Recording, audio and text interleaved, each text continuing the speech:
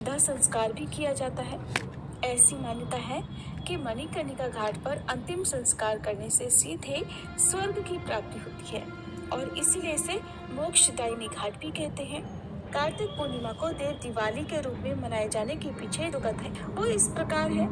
एक बार त्रिशंकु को राजर्षि विश्वामित्र ने अपने तपोबल से स्वर्ग पहुंचा दिया।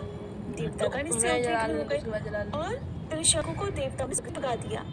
शापग्रस्त त्रिशंकु अधर में लटके रहे। त्रिशंकु को स्वर्ग से निकाले जाने से क्षुब्ध विश्वामित्र मुनि ने पृथ्वी स्वर्ग आदि से मुक्त एक नई समूची सृष्टि की ही अपने तपोबल से रचना प्रारंभ कर दी। उन्होंने कुश, मिट्टी, ऊंट, बकरी, भेड़, नारियल, कोहड़ा, सिंघाड़ा आदि की रचना का क्रम प्रारंभ कर दिया। इसी क्रम में विश्वामित्र मुनि ने वर्तमान ब्रह्मा विष्णु महेश की प्रतिमा बनाकर उन्हें भी अभिमंत्रित करके उनमें प्राण फूंकना आरंभ कर दिया। अब तो सारी सृष्टि डावाडोल हो उठी, चारों ओर कोहराम मच गया। तब हाहाकार के बीच देवताओं ने मुनिवर विश्वामित्र से ऐसा न करने की प्रार्थना की।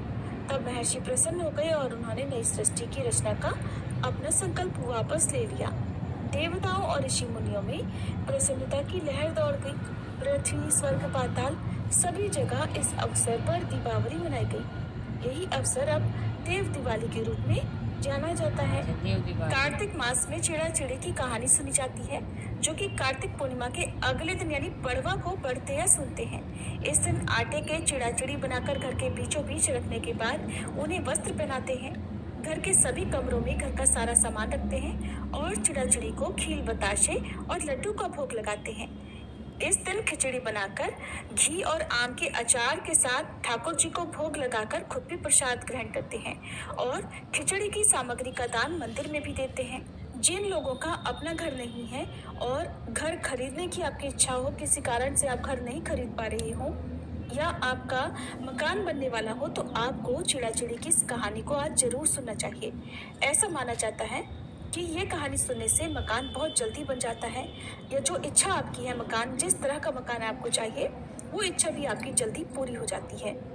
चिड़ा चिड़ी की कहानी सुनने के लिए आप अपने घर के आंगन में या फिर खुली जगह पर, मंदिर के सामने भी, कहीं पर भी बैठकर इस कहानी को सुन सकते हैं।